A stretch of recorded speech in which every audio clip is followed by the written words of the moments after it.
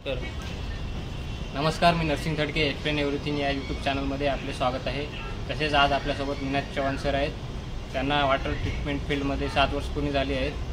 आपले काही प्रश्न आहेत त्यांची जे ते आज आपल्याला उत्तरे देणार आहेत। आता आपण त्यांना प्रश्न विचारायला सुरुवात करूया। एसटीपी म्हणजे काय? एसटीपी म्हणजे सिवेज ट्रीटमेंट प्लांट। हे एक असे केंद्र आहे जिथे घरातून, कार्यालयामधून किंवा इतर ठिकाणाहून आलेल्या सांडपाण्यावर प्रक्रिया करून ते स्वच्छ केले जाते, जेणेकरून त्यांचा पुन्हा वापर करता येईल किंवा ते पर्यावरणात सुरक्षितपणे सोडता येईल। याला एसटीपी प्लांट असे म्हणतात। कोणता प्रश्न विचारूया? एसटीपी प्लांटची मुख्य उद्दिष्टे काय आहेत?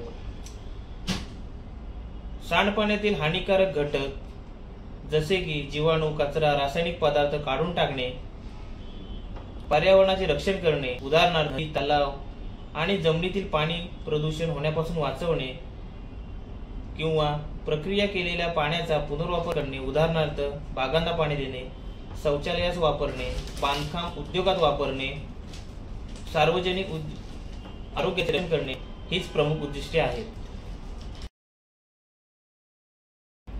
पुढचा प्रश्न आहे, एसटीपी प्लांटमध्ये सांडपाण्यावर कशा प्रकारे प्रक्रिया केली जाते? 3 मुख्य टप्प्यामध्ये प्रक्रिया केली जाते। प्रथम आहे primary treatment, secondary treatment, third आहे टर्शियरी ट्रीटमेंट। प्रायमरी ट्रीटमेंटमध्ये जाड कचरा, उदाहरणार्थ प्लास्टिक, दगड, कापड काढून टाकला जातो। यासाठी जाळ्या, स्क्रीन चेंबर, ग्रीट चेंबर वापरतात।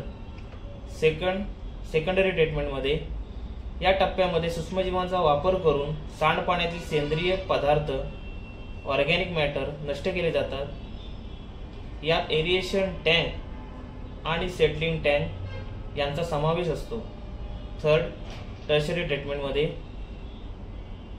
हा एक ऐच्छिक टप्पा आहे।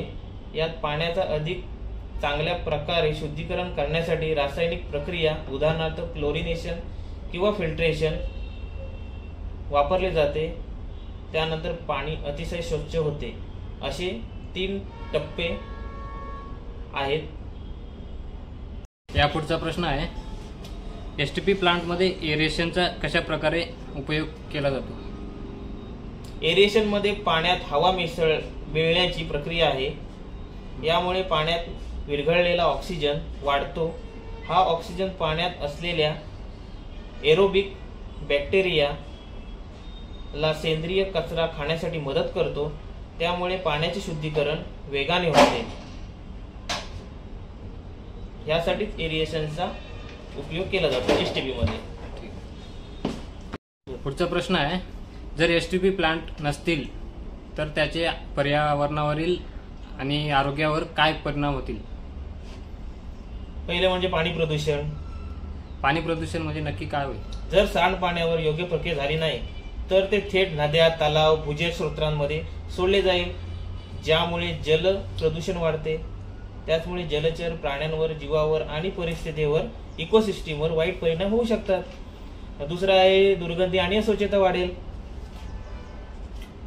दुर्गंधी आणि अस्वच्छता हा दुसरा पॉइंट आहे। त्याच्यामध्ये काय होईल? अपूर्ण प्रक्रियेमुळे प्लांटच्या आणि परिसरात आणि आजूबाजूच्या परिसरात तीव्र दुर्गंधी पसरते। हे केवळ अस्वच्छता निर्माण करत नाही तर सार्वजनिक आरोग्यासाठी धोकादायक असते। आलं लक्षात तुमच्या? आता मी तुम्हाला पर्यावरणाच्या संबंधित समस्या सांगितल्या आहे। आता मी तुम्हाला आरोग्याच्या संबंधित समस्या सांगतो। रोगराईचा प्रसार होऊ शकतो, जेणे की सांडपाण्यात विविध प्रकारचे रोगकारक जीवाणू आणि विषाणू असतात। जर हे पाणी योग्य प्रकारे शुद्ध झाले नाही तर ते मानवी वस्तींमध्ये आणि पिण्याच्या पाण्याच्या स्रोतांमध्ये मिसळू शकते। त्यामुळे आपल्याला टायफॉइड, कॉलरा आणि इतर अनेक जलजन्य रोगांचा प्रसार करू शकते। दुसरं म्हणजे की डासांची वाढ होऊ शकते।